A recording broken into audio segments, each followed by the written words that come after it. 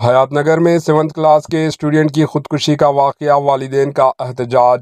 ریاست تلنگانہ کے دارالحکومت شہر حیدرآباد کے حیات نگر میں 7ویں کلاس کے ایک اسٹوڈنٹ کی خودکشی کے واقعے کے خلاف اس کے والدین اور ارکان خاندان کے ساتھ ساتھ اسٹوڈنٹ تنظیموں نے احتجاج درج کیا، جس کے نتیجے میں ہلکی کشیدگی پھیل گئی۔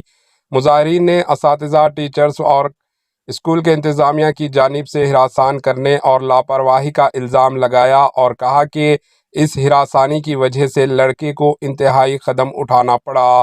انہوں نے اسکول انتظامیہ کے خلاف نعرے لگائے اور انصاف کرنے کا مطالبہ کیا۔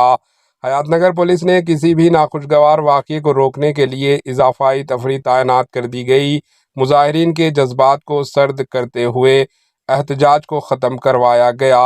Bureau report, AHN news.